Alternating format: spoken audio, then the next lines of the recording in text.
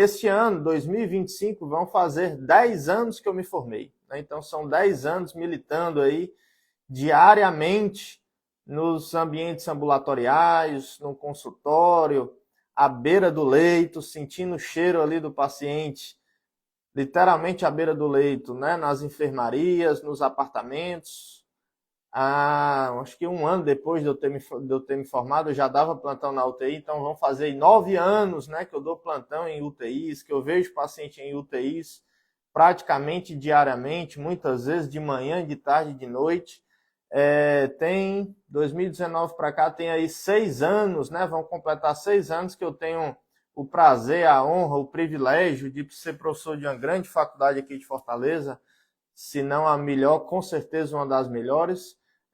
Então, já é algum tempo, né, pessoal, militando, trabalhando dentro da minha área, né, pela qual eu sou apaixonado, que é a clínica médica, que é a medicina interna. E ao longo de todo esse tempo, pessoal, eu já percebi uma coisa, certo? Eu sei que tem muita gente bem mais experiente por aí, mas 10 anos não são 10 dias nem 10 semanas, né? São 10 anos. Então já deu para eu perceber uma coisa, pessoal. Se tem algo que me ajuda muito no meu dia a dia, é o raciocínio clínico diagnóstico, certo? É a abordagem dos principais sinais e sintomas dentro do contexto da clínica médica. Isso eu diria que é o cerne do que eu faço todos os dias. É claro que a arte do cuidar médico vai muito além do que apenas o conhecimento técnico, né? Vai iniciar a gente exercendo a nossa humanidade, a gente entender que nós estamos cuidando de um ser humano, nós estamos cuidando do amor da vida de alguém. Mas o cerne do meu trabalho como clínico, como internista, também é dar diagnósticos e conduzir bem os pacientes. E, pessoal, dar diagnóstico e conduzir bem o paciente passa por um raciocínio clínico diagnóstico, certo? E este raciocínio, pessoal, essa abordagem clínica, onde é que ela impacta no estudante de medicina lá nos primeiros semestres, no estudante de medicina que está ali prestes a se formar, ou até mesmo no colega médico que já está aí militando nos ambientes de emergência, nos ambientes ambulatoriais. Para aquele aluno lá do começo da faculdade que está estudando diversas doenças, que é extremamente importante que de fato esteja estudando essas doenças, pneumonia, pneumotórax, derrame pleural, atelectasia, insuficiência cardíaca, infarto e por aí vai. O estudante de medicina que está estudando essas doenças, às vezes ele fica meio que perdido sem entender o porquê, como que ele vai utilizar esse conhecimento que ele está buscando, estudando todas essas doenças. Então ele fica ali, de certa forma, meio desnorteado.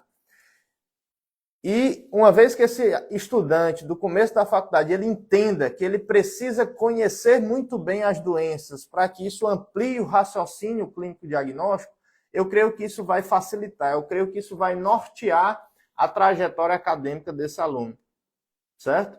Afinal de contas, né, já diria William Osler, salvo engano, lá no século XIX, né, um grande clínico aí da antiguidade.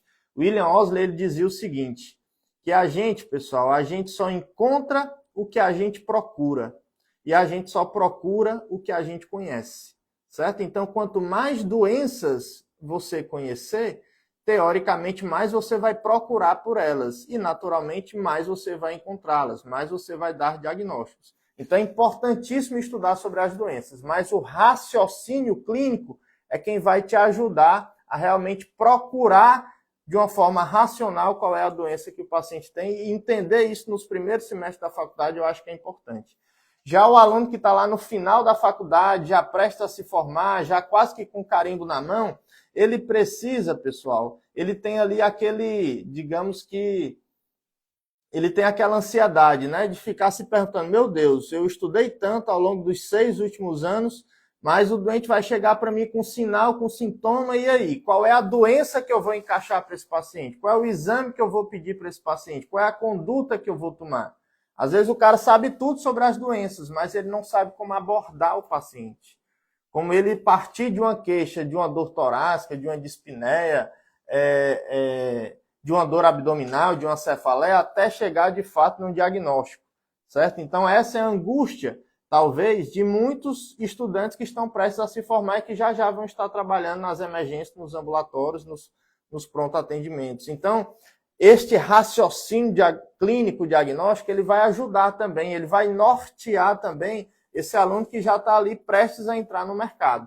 E o colega que já está ali na emergência, né, que já está militando há algum tempo na emergência, nos ambulatórios, ele já está sentindo, ele já sentiu na pele isso que eu estou falando. Ele já percebeu que o doente ele não chega para a gente falando assim, doutor, eu estou com tal doença, me dê aqui um remédio? Não, pessoal, o doente ele chega para a gente dizendo o que é que ele está sentindo, quais são os sinais, quais são os sintomas, e a partir disso nós vamos ter que elaborar um raciocínio clínico diagnóstico para de fato chegar no diagnóstico, para na sequência se propor algum tratamento. Então isso, o colega que já está trabalhando, ele já sente isso na pele. Mas o que é que ele sente na pele também? Que ele é muito cobrado em relação a otimizar o tempo de atendimento. A fila de espera é enorme nos pronto-atendimentos. Então o colega tem que ser pragmático, ele tem que ser objetivo. Mas claro, sem perder a qualidade do atendimento. E ao meu ver, quando você tem ali um raciocínio clínico diagnóstico bem elaborado na sua cabeça, você consegue ser mais objetivo, você consegue ser mais pragmático e você consegue, portanto, otimizar o seu tempo sem perder a qualidade do atendimento. Então, isso, pessoal, é o que de fato me motiva a tá dando o pontapé aqui inicial desse novo projeto. Então, qual é o meu objetivo? É nortear vocês em relação à abordagem, né, dos principais sinais, dos principais sintomas que a gente se depara no contexto das emergências, dos ambulatórios, das unidades básicas de saúde, certo?